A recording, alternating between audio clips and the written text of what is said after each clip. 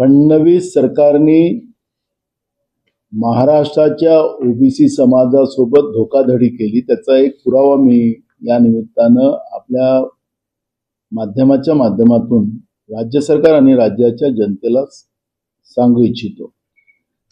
भंडारा आणि गोंदिया या दोन जिल्ह्यात पोलीस भरती होणार आहे, त्याच्याबद्दलचं जाहिरात पोलीस विभागाकडून गोंदिया आणि भंडारा जिल्ह्याची आलेली आहे। त्याच्यामध्ये आपण पाहिलं की ओबीसी समाजासाठी एकही जागा या ठिकाणी नाही। याच्यामध्ये एसीबीसीच्या नावाने याच्यामध्ये ह्या सगळ्या जागा भरल्या जाणार आहेत। ओबीसी समाजाला एसीबीसी मध्ये कुठेही स्थान नाही।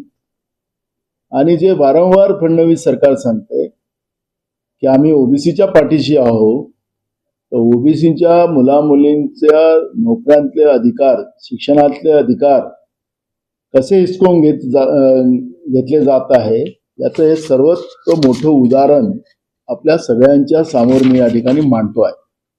त्यामुळे ओबीसी समाजावर च्या बरोबर यांनी जी धोकाधडी केलेली आहे, त्यामुळे ओबीसी समाजाने सुद्धा जागरूक झालं पाहिजे।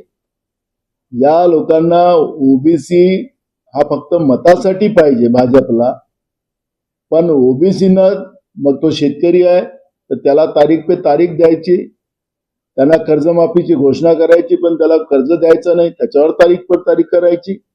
अशा पद्धतीची ही व्यवस्था करून या ओबीसी समाजालाच शैक्षणिक आर्थिक मागासलेपणा आणण्याचा हा प्रयत्न भाजप आणि फडणवीस सरकारचा या माध्यमातून आपल्याला पाहायला मिळते आहे।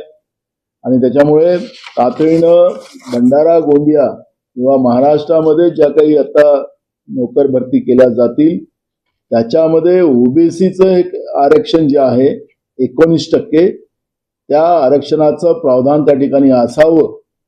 नाहीतर ओबीसी समाजाने एकत्रित येऊन या महाराष्ट्राच्या ओबीसी विरोधी सरकारला धडा शिकवावा असं आवाहन मी या ठिकाणी करतोय। महाराष्ट्राच्या विधानसभेतही हे प्रश्न आम्ही सरकारला विचारू आणि सरकारला याचं उत्तर द्यावं लागेल।